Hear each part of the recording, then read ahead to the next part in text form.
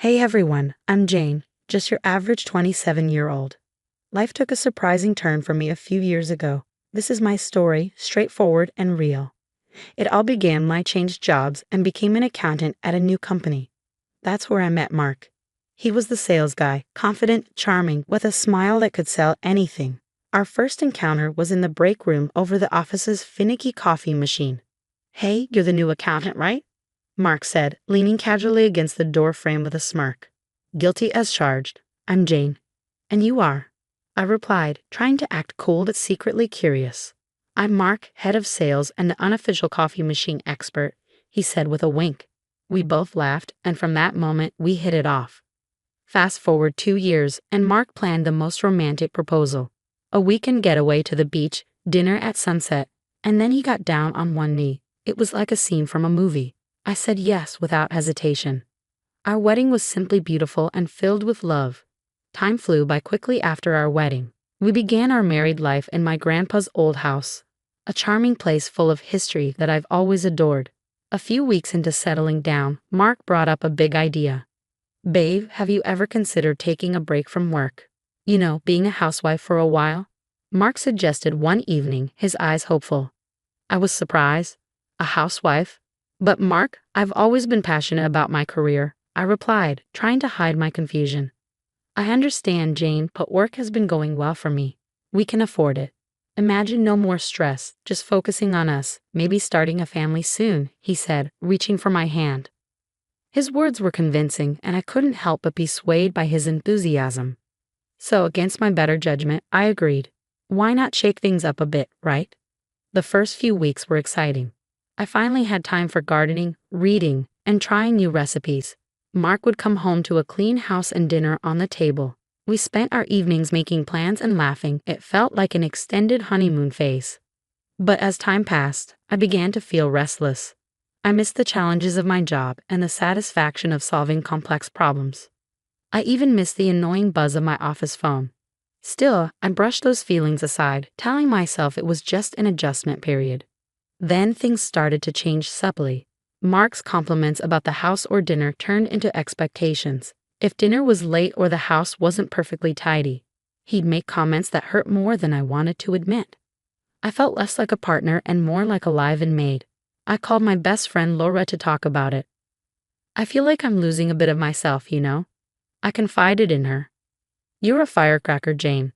Don't let this housewife gig douse your spark," Laura encouraged, her voice a mix of concern and support. Laura had a good point. I've always prided myself on being independent, making my own way. Now, I felt lost in a role I never imagined playing. After settling into this housewife routine, I thought I had everything figured out, but I was mistaken. One evening, Mark dropped a bombshell that turned everything upside down. He came home looking serious, which was unusual. "Jane, we need to talk," he began, not even taking off his coat. "What's up? You look like you've seen a ghost," I joked, trying to lighten the mood. "It's my folks. Their apartment is getting renovated, and they need a place to crash for a couple of weeks," Mark said, avoiding eye contact. "A couple of weeks here, but—" "Yeah, it's just for a short while. It won't be that bad," he assured me. I sighed reluctantly. "Okay, but they need to respect our space, Mark." "Of course they will. Thanks, babe. You're the best." Fast forward a few days and Mark's parents, Bob and Linda, arrived. It was chaos. Bags, boxes, even furniture. They brought everything but the kitchen sink. "Jane dear, make room.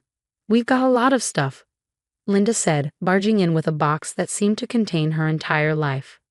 Bob followed, struggling with a huge armchair. "Hope you don't mind us bringing some comforts from home," he grunted as he squeezed it through the door. Our cozy home turned into a storage unit overnight. Everywhere I looked, there were their belongings. It was overwhelming to say the least, but that was just the beginning. Bob and Linda wasted no time settling in. Bob took over the TV, flipping channels like he owned the place. Linda started rearranging my kitchen. "Linda, what are you doing?" I asked, trying to stay calm. "Oh, just organizing things a bit better, dear. You know how it is," she replied without even looking at me. I bit my tongue, reminding myself it was temporary, but inside, I was furious. This was my home. and they were treating it like their vacation house. Then came the dinner disaster. I made a healthy salad and grilled chicken, my usual fare, but Linda looked at her plate like I'd served her grass. "What's this rabbit food?" she scoffed, pushing the plate away. "Mom, come on." Jane worked hard on this. Mark tried to intervene. "It's fine, Mark. I can make something else," I said, though it was far from fine. No, let's order pizza. I need some real food," Bob chimed in, already reaching for his phone. That night, as I lay in bed, I couldn't shake the feeling of being an outsider in my own home. Mark snored beside me, unaware of the turmoil inside me. I was doing all the hosting, cooking, and cleaning, only to be treated like an unpaid maid in my own house. My in-laws, Bob and Linda, had turned my house into their personal playground. Linda started taking over the kitchen like she was running a military operation. One morning, as I made my usual avocado toast, she marched in and made a face. "What are you eating, bird food?" she snorted, rummaging through the fridge. "It's avocado toast, Linda." "It's healthy," I replied, trying to stay calm. "Healthy shmeoff. You need some real food, girl." "Here, let me make you some eggs and bacon," she said, pushing me aside. I stood there fuming as she took over my breakfast. It was clear she didn't respect my choices or my space. Then there was Bob. He had turned our living room into his personal lounge. One evening, I wanted to watch my favorite show, but Bob was sprawled on the couch, watching some loud action movie. "Bob, do you mind if I watch my show? It's the season finale tonight," I asked, holding the remote. "No can do, Jane. I'm watching this." "Find something else to do," he replied without even looking my way. I couldn't believe it. Feeling like a stranger in my own living room, I stormed off. But the real kicker came a few days later. I found Linda rearranging my closet. "Linda, that's my personal stuff," I yelled, losing my temper. "Oh, relax, Jane. I'm just making some space for our things." "You've got too much junk here anyway," she said, tossing my clothes aside. That's when Mark walked in. "What's all the yelling about?" he asked. "Your mother is going through my things, that's what's wrong," I snapped. "Mom, maybe you should ask Jane before moving her stuff," Mark said, but his tone was half-hearted. Fine. I was just trying to help," Linda huffed, leaving the room. Mark turned to me. "Jane, can't you just let it go? They're just trying to fit in." "They're taking over, Mark. This is our home, not theirs," I said, my voice rising. Mark sighed. "Just bear with it a bit longer, okay?" I felt so alone in that moment. My home didn't feel like mine anymore, and it seemed like Mark was more on their side than mine. The situation in my house was already pretty tense, but what happened next really pushed me over the edge. One day, I noticed my bank card was missing. Panic mode kicked in. I tore the house apart looking for it, only to find it in the most unexpected place. Linda's purse. I confronted her immediately. "Linda, why do you have my bank card?" She just shrugged. "Oh, I needed to pick up a few things and didn't have cash on me. I didn't think it would be a big deal." "A big deal? You took my card without asking. That's stealing." I was fuming. Before I could say another word, Mark walked in. "What's all this shouting about?" he asked, looking at me then to his mother. "Your mom took my bank card and used it without my permission," I explained, holding up the card. He turned to Linda. "Mom, you should have asked first." Linda rolled her eyes. "I just needed a few groceries. It's not like I bought a diamond necklace." I couldn't believe my ears. "It's my money, Linda. You can't just take my things." That's when Mark dropped a bombshell. "Jane, let's not blow this out of proportion. You live off my money anyway. So what's the big deal if my mom uses it?" I was speechless. His words hit me like a slap in the face. "Your money? I can't believe you're saying this. It's our money, Mark, and our marriage." He just shrugged. "Whatever. It's not a big deal. She'll pay you back." I felt like I was in some bad dream. My husband was taking his mother's side over something so serious. A couple of weeks passed and the tension in the house became unbearable. I decided it was time to ask the big question. "So when are you two planning to move back to your apartment?" I asked Bob and Linda one evening at dinner. They just laughed. "Move back? Why would we do that?" Linda said, exchanging a look with Mark. "Yeah, we've decided to stay here. It's much nicer, and Mark doesn't want to waste money on rent for us," Bob added. I turned to Mark, looking for some sort of explanation. He avoided my eyes. Yeah, Jane, it doesn't make sense to rent a place for them when we have space here, he said. I sat there stunned. My home, my sanctuary, was being overtaken. My husband, whom I thought was my partner, was now telling me his parents were here to stay. Just when I thought things couldn't get worse, they did. One day, I decided to go for a jog to clear my head, but luck wasn't on my side. I tripped and fell, and the pain was instant. I knew I had broken my leg. Hobbling back home was a nightmare. When I got back, I found Mark and his parents in the living room. Mark, I think I broke my leg. I need to go to the hospital, I said, trying to keep the pain out of my voice. Mark looked up, annoyed. What now, Jane? Can't you see we're busy here? Linda chimed in. Oh, stop being dramatic. It's probably just a sprain. No, it really hurts. I need help, I insisted, feeling the room spin from the pain. Bob scoffed. At your age, you shouldn't be running around like a teenager. Serves you right. I couldn't believe what I was hearing. I'm in pain here. Can't any of you see that? Mark finally got up, his expression more of inconvenience than concern. Fine, I'll take you, but this better not be some ploy to get out of housework. At the hospital, it was confirmed, a broken leg. The next few weeks were hell. I was stuck at home on crutches, unable to do much. You'd think my husband and his parents would help, right? Wrong. They acted as if nothing had changed. I was still expected to cook and clean. One day, I was trying to make lunch, balancing on my crutches. Linda walked in and saw me struggling. Can't you do that any faster? We're hungry, she said, not offering to help. I'm doing the best I can on one leg, I snapped, my frustration boiling over. Well, it's not good enough. You're being incredibly lazy, Linda retorted. That's when Mark walked in. What's going on here? He asked, looking at me then to his mother. Your wife is taking forever to make lunch. It's like she's using her injury as an excuse, Linda complained. Mark sighed. Jane, can't you just try a bit harder? We're all hungry here. I was in disbelief. Try harder. I'm on crutches, Mark. What do you expect me to do? He just shrugged and left the kitchen with his mom, leaving me there, seething and in pain. You won't believe what happened next in my in-law nightmare. Just when I thought it couldn't get any worse, it did. A few weeks after my injury, Linda and Bob announced they were hosting Thanksgiving at our house and inviting their relatives over. The news hit me like a ton of bricks. Thanksgiving, at our house. I asked incredulously, how am I supposed to manage that with my leg like this? Linda just waved her hand dismissively. Oh, you won't have to do much. Just stay out of the way and let us handle it, she said.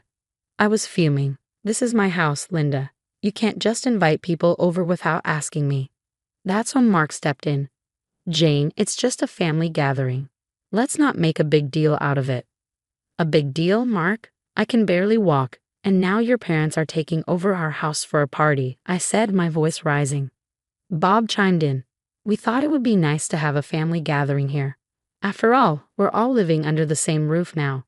And then Linda dropped another bombshell. Actually, Jane, we were thinking it might be best if you stayed somewhere else for a couple of weeks with your leg and all. You'll just be in the way. I stared at her, completely dumbfounded. Stay somewhere else in my own house. Yes, dear, just for a couple of weeks. It's for the best, Linda continued, as if she was doing me a favor. I felt my blood boiling. You want me to leave my house so you can play host? That's insane. Mark chimed in, trying to sound reasonable. Jane, it's just for a short while. It'll be easier for everyone. Easier for everyone? This is my home, Mark. I'm not going anywhere. I shot back, my voice shaking with anger. Bob shrugged. We thought you'd appreciate not having to deal with the stress of the holiday. That was it. I lost it. Get out, both of you. Get out of my house now. I yelled, feeling a mix of rage and disbelief. Mark's face turned red. Jane, you're being unreasonable. They're my parents. You can't just kick them out. Unreasonable? They're taking over my home, and you're letting them. I practically screamed. Mark's expression hardened. If you can't respect my parents, maybe we shouldn't be together. Is that what you want? A divorce? I glared at him, feeling a rush of adrenaline. Without a word, I went to my desk drawer and pulled out a set of papers I had prepared just in case things went south. What's this? Mark asked, his voice faltering as he took the papers from my hand. Divorce papers. I've had them ready for a while now, I said, my voice steady. Mark looked at me, then at the papers, and back at me. You're serious? You'd really go through with this? Yes, I am. I won't be bullied in my own house, not by you, not by anyone, I said, feeling a strange sense of empowerment amidst the chaos. Linda and Bob just stood there speechless. Mark looked like he had been punched in the gut. The room was thick with tension. Make your choice, Mark. Your parents or our marriage, I said, holding my ground. Mark laughed, a cold, hard sound that sent shivers down my spine. Fine, he said, and to my shock, he signed the papers right there and then. You'll regret this, Jane. You can't even support yourself without me, he said. I watched him, feeling a mix of relief and disbelief. I'll manage, I said, though my voice was barely a whisper. He shrugged. You're lost then. He and his parents gathered their things and left just like that. My marriage was over. The moment the door closed behind them, I felt a strange sense of peace. I was alone, yes, but it was a better alternative to the constant tension and disrespect.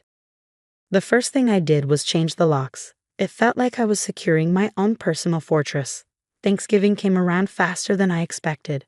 I was still adjusting to my new reality, finding comfort in the quiet of my own company. Then, unexpectedly, there was a knock at the door. I opened it to find Mark, his parents, and a bunch of their relatives standing there, ready to celebrate. What are you doing here? I asked, stunned. We're here for Thanksgiving, Jane. Did you think we were serious about not coming? Mark said with a smug look. I couldn't believe the audacity. You're not welcome here anymore. Mark, this is my house, and you're not my family, not after what you did. Linda piped up, oh, come on, Jane. Don't be so petty. Let's just have a nice dinner. I stood my ground. No, you need to leave now. Mark laughed. You can't kick us out. This was our family home. Not anymore. I changed the locks, Mark. You gave up any right to this house when you signed those papers, I said, feeling a surge of empowerment. There was a moment of silence, then Mark's face turned red with anger. Fine, have it your way, he said, and they all turned and left. After the Thanksgiving showdown, I started to rebuild my life. And let me tell you, it wasn't easy, but it was mine. A few weeks after Mark and his family left for good, I was sitting in my quiet, peaceful living room when my best friend Laura dropped by. Hey Jane, how are you holding up? Laura asked as she walked in, her eyes scanning the room. Better than I expected, actually, I replied, offering her a smile. Laura sat down, looking at me closely. You seem different, stronger somehow. I chuckled. Yeah, I guess getting rid of dead weight does that to you. We both laughed, and in that moment, I felt lighter than I had in months. But seriously, what's next for you, Jane? Laura asked, her tone shifting to something more serious. I took a deep breath. I'm going back to work. I've already started looking for accounting jobs. I'm not going to lie, it's a bit scary, but it's time to get back on my feet. Laura nodded. That's the spirit. You were always the smartest one at the office. They'll be lucky to have you back. Her words meant a lot and gave me the boost I needed. I was ready to face the world again on my own terms. The next few weeks were a whirlwind of job interviews and getting my life back on track. I landed a great position at a local firm, and for the first time in a long while, I was excited about the future. My home was mine again. My life was mine again. I had faced the worst and come out stronger.